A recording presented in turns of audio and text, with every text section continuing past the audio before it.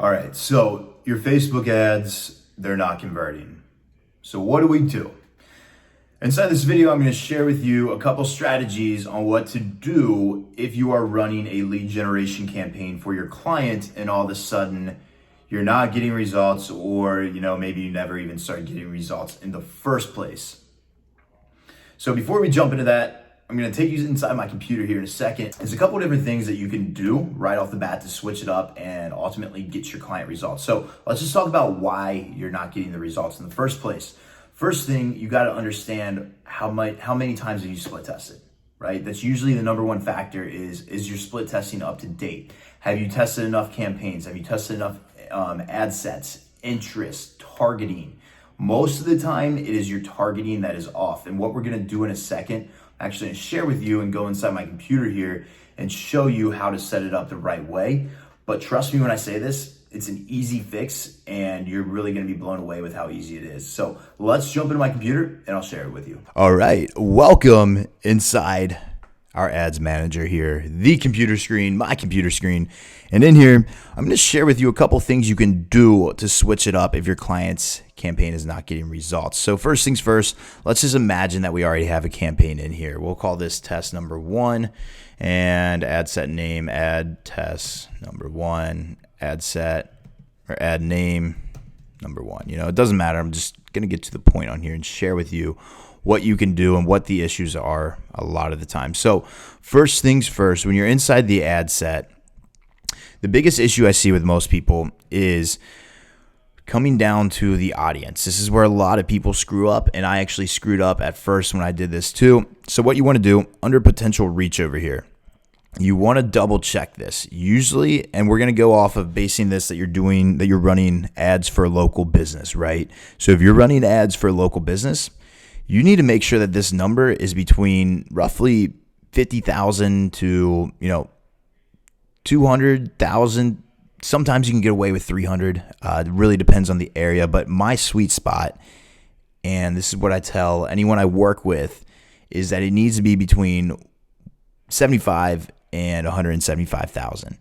So a couple things you can do with that. Let's just say, for example, you were targeting, I don't know, we'll say donut shop in Wisconsin. I spell Wisconsin wrong. I don't really care. Let's just say we're targeting for holy moly donuts and coffee. Let's see where the address is, right? We'll just get the directions, pull up the address, and then I'm going to share with you a couple things you can do. So here's the address. Maybe, let's see if it pulls up. Cool. So here's the address.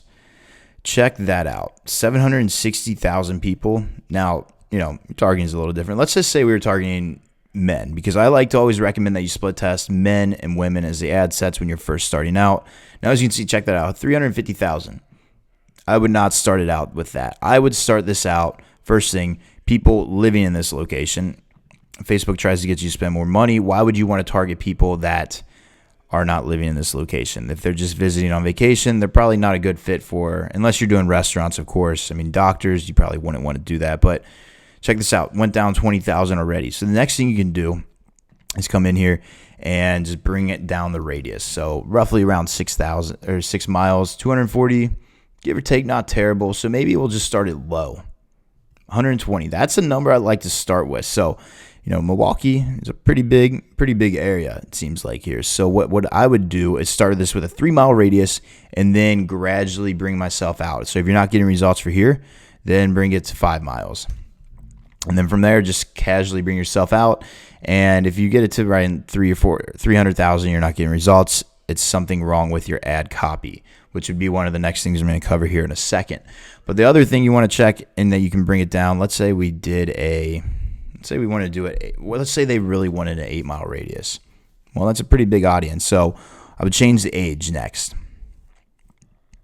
Maybe you're going for people that want to come in for a free teeth cleaning, and they only want people 23 or 20, let's say 30 to 50. Maybe that's their target audience. Check that out. 130,000, right at that number again. So I usually keep the detailed targeting to 0 just because when I like to target for local businesses, we usually do this a month after we start tweaking the campaigns because we like to go broad first. Now, here's another part that you can always check is manual placements. I like to do Facebook newsfeed and Instagram. I don't really like doing these other ones unless we're doing a retargeting campaign. And here's where a lot of people screw up. When you're doing the ad copy, you just want to keep it simple. Easy way to figure this out. You can just go to Groupon. And if you're doing a dentist offer, check this out. Dentist, Wisconsin. 240 of these were bought. So you would want to find the offer that they're doing here. Professional in-house teeth whitening treatment for $99. So that's exactly what you could use to market this. And then the next thing you would do is you would just get 3 different images and you'd start with one, see how it would go. And if that image performed well, you would keep it. If it didn't, you would test another image and then another image. And if those images don't work, that's 3 images you're testing.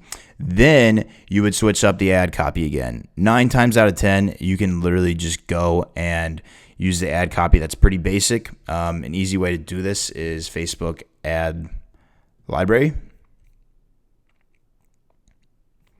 So you can come on here and just type in, I don't know, find a popular dentist in your area and see what they're running. So here's some right here. I mean, I love this because this is an easy way to go and spy on your competitors.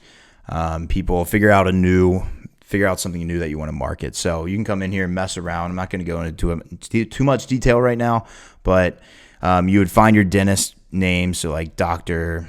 John's Dentist. You write, actually might pop up some. Nope.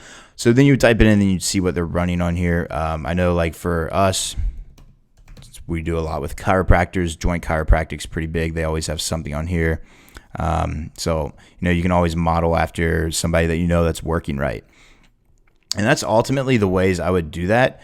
The other thing is you want to test your landing page. That's a whole nother video for a whole nother topic. If you want more information on that, how to create a successful landing page, let me know down in the comments and I'll make sure to give that to you.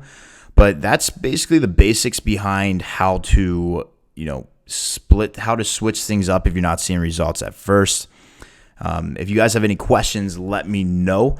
With that being said, if you want a free website template or if you want a free training on how to automate your agency to $10,000 a month while working a 9-to-5, while traveling the world, while hanging out with your girlfriend or boyfriend, doing whatever you're doing, I have a free training for you, and I give away that free website template as well. All you have to do is click the link down below, and it'll direct you over to a video that you can watch. And as long as you just stick through it, you're going to get the template for free. It's usually a $1,000 template. It's yours for free.